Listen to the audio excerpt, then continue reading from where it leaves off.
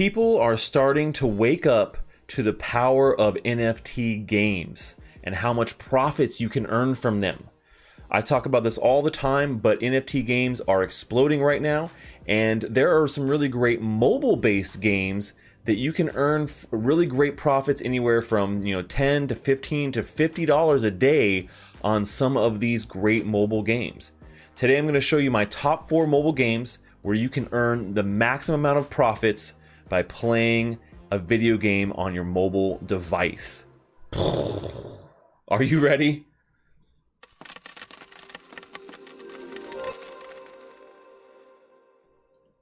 Well, hey there, crypto friends. Thanks again for joining me. So today we're talking all about mobile NFT games that you can profit from on the daily. These are games that you can earn anywhere from $10 to $15, or if you're an avid player, maybe even $50 a day on some of these mobile NFT-based blockchain games. Mobile gaming has exploded over the last few years, and we've seen thousands and thousands of people switching over or moving over to playing on mobile versus playing on desktops or playing console games. And so the mobile section of gaming has absolutely exploded, and NFT games are no exception. Today I'm going to show you my top 4 games where you can earn the most profits from playing these games on the daily. But before we get started with all of that, if you love games, NFTs, and earning money in crypto, then make sure you subscribe to my YouTube channel and smash that like button if you want to continue to earn and maximize your profits with me.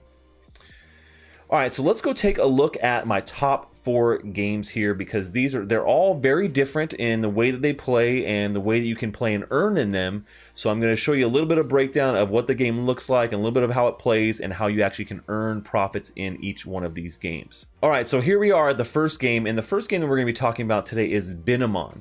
This is a cryptocurrency-based mobile game that is on the Draken network, which is not one of the big popular networks, but it has gained quite a bit of popularity on mobile as being a really great Android and iOS-based game that you can earn rewards on. And it's kind of like a virtual pet style game with some RPG battle elements to it. So what you're doing is you're buying these eggs and you're cracking open the Binamon, and they have random different stats, right? So there's 4 different types of Binamon that you can get out of that, and then there's 5 different classes, and so each one of them will have a little bit of different stats.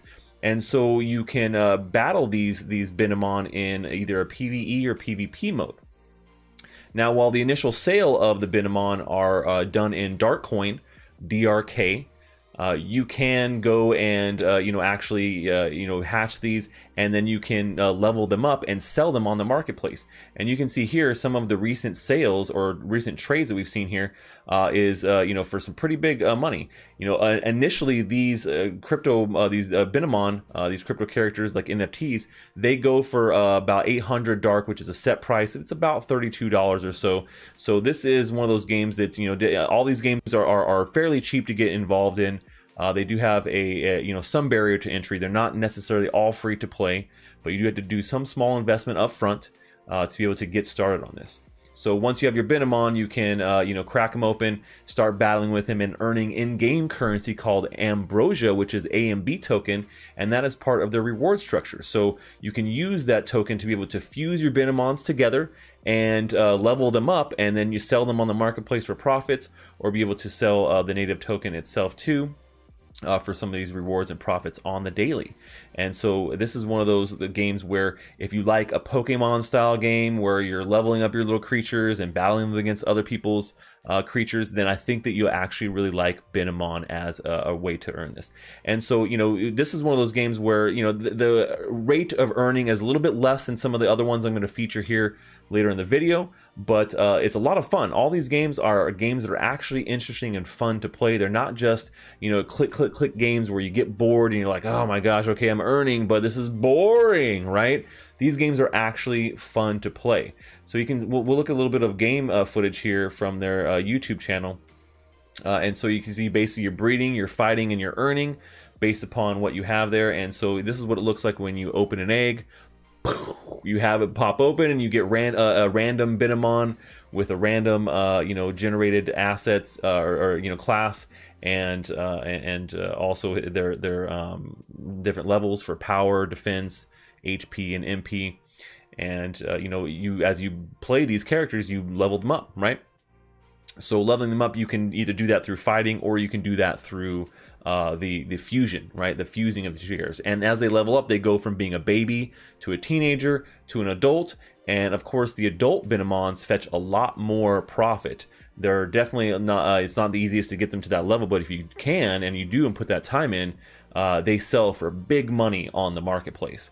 And so you can see here them kind of fusing other Binamons together. You have these couple levels together, and you can fuse it into a more powerful Binamon, which gives you these unique traits. So you can see that it's been upgraded and looks a little bit different too. So that's a pretty interesting aspect of what Binamon has going on. So yeah, so with Binamon, it is very easy to be able to play, have fun, and do this on mobile, and continue to earn while you're battling your pets and keeping up with your virtual Binamon pets. But like I said, not the highest of the 4 different games that we're talking about today, but still tons of fun, and a game that is very up and coming. They have a huge roadmap where they're building out a whole metaverse. So the game you have right now is definitely going to be expanded over the next couple of years, and they're being very aggressive about that roadmap as well. All right, so the number 2 game that I'm going to be looking at is called League of Kingdoms. League of Kingdoms is a virtual, land-owning game that it's kind of like one of these builder games like Age of Empires, right? Where you have your empire, you're building it up with different pieces, and based upon the rating of your land, if you own these land NFTs, you earn daily rewards in DAI. Now, you do have to have a land NFT to be earning these really great high-end rewards, but if you make that initial investment, you can do that. Now, you can play this game for free. It's not required that you have to have a land NFT. You can actually earn rewards in other ways as well by just going out and playing the game and collecting resources, and then minting the resources and selling them on a marketplace like OpenSea. So this game gives you quite a few different ways to be able to earn in it, depending on whether you have an NFT and you've invested in that, or whether you haven't. And so that's why I love the fact that they've made the barrier to entry for this game quite low. A lot of other games don't give you a free way to get started in earning, but League of Kingdoms does. So you can start building and collecting resources even if you don't have a land there, and sell those resources in a marketplace for profits. Now, if you look at it, we can look at a little bit of gameplay here, and you can see a little bit what it looks like building up your kingdom.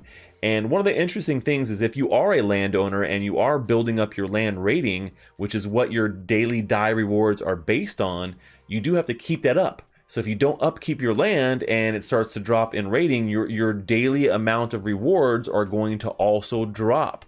So that's something you have to take in consideration, that this investment definitely requires you to be continually playing this game to keep up your lands and keep building and expanding your kingdom and fighting for hegemony, as they say, which I think is kind of a funny word to use in a video.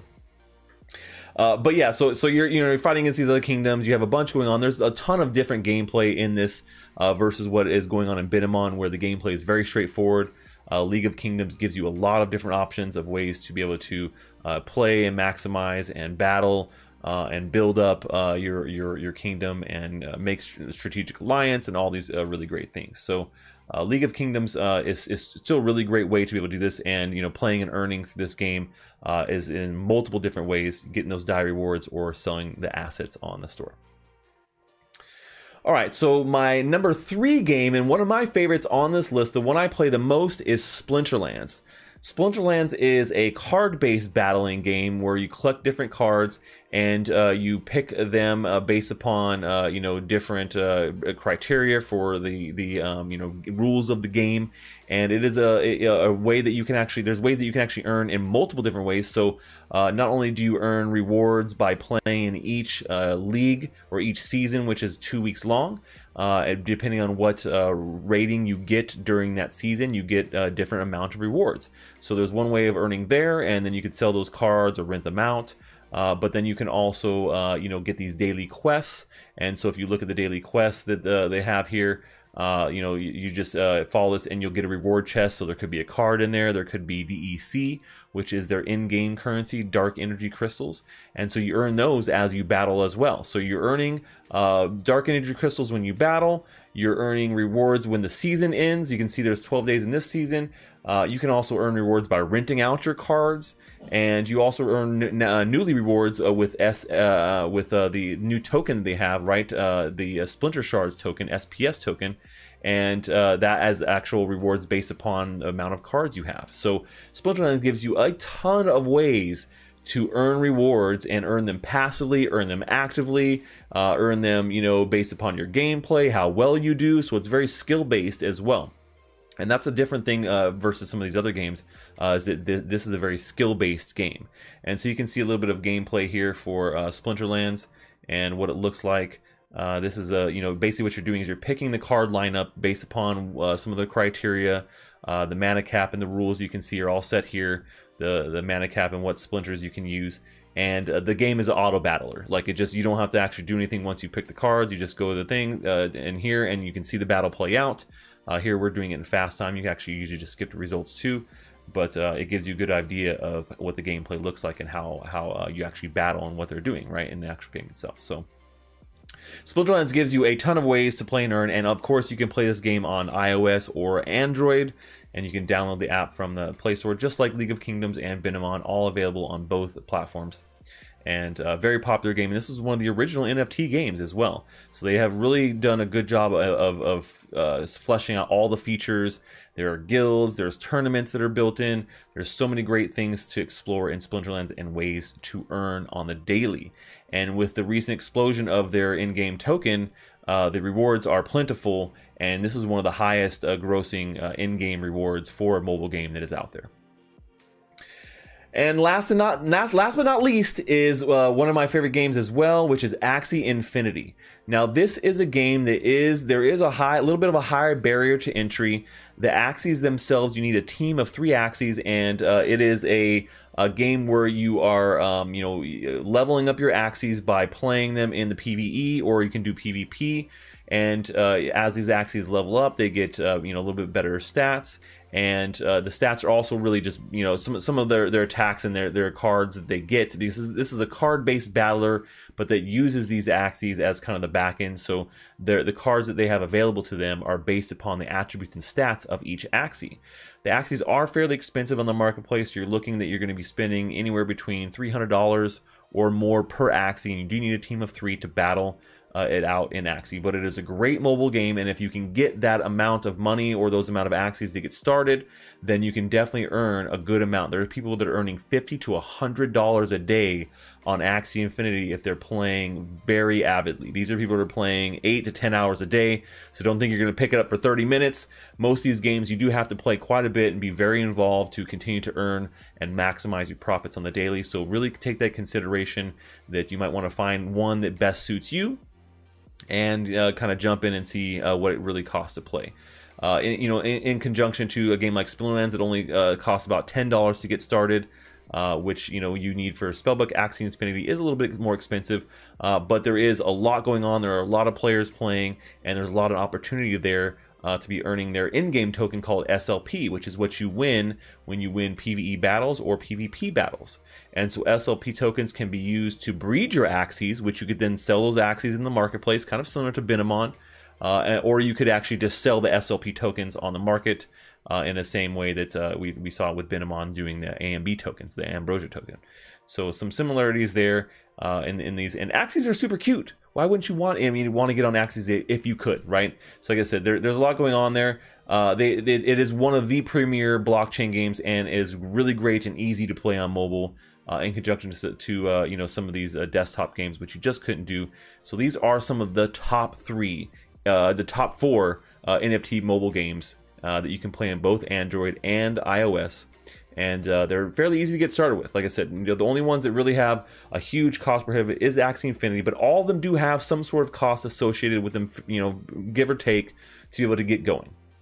League of Kingdoms is really the only one that you can play without having some sort of major investment. So, Hopefully you guys like that breakdown of my top 4 NFT-based mobile games where you can actually earn daily profits between $10, $15, or $50 depending on how much you're investing. I want to hear from you guys. Are you guys mobile gamers? Let me know what you're playing below so I can check them out. And if you're playing any one of these games on this list, I'd love to hear about it. That's all we have for today, folks. Until next time, stash that crypto, friends.